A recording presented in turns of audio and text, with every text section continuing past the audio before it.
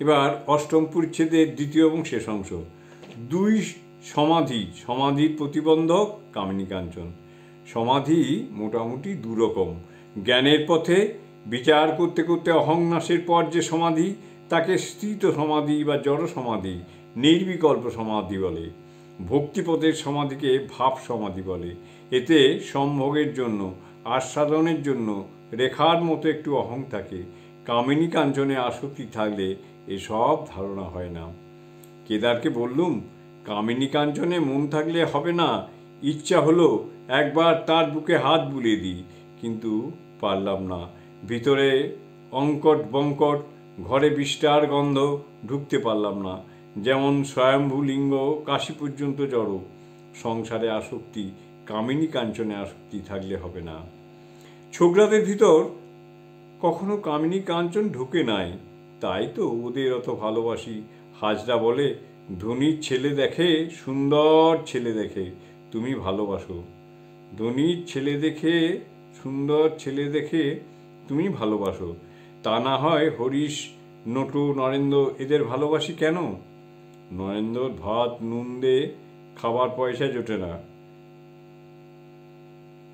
ছোকরাদের ভিতর বিষয় বুদ্ধি এখনো ঢোকে নাই, তাই অন্তর অত শুদ্ধ। আর অনেকেই নিত্য সিদ্ধ, জন্ম থেকে ঈশ্বরের দিকে টান। যেমন বাগান একটা কিনেছে, পরিষ্কার করতে করতে এক জায়গায় বসানো জলের কল পাওয়া গেল। একেবারে জল কলকল করে বেরোচ্ছে। পূর্ণ ও নিরঞ্জন, মাতৃসেবা, বৈষ্ণবদের মহোৎসব ভাব।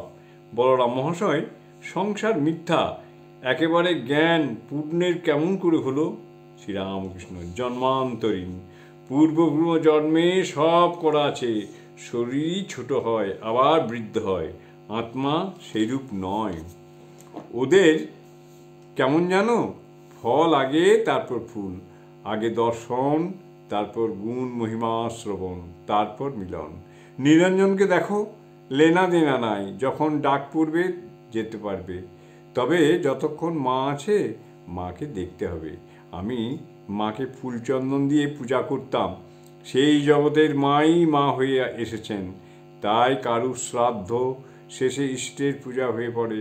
কেউ মরে গেলে বৈষ্ণবদের মহোৎসব হয়, তারও এই ভাব। যতক্ষণ নিজের শরীরের খপর আছে, ততক্ষণ মার খপর নিতে হবে।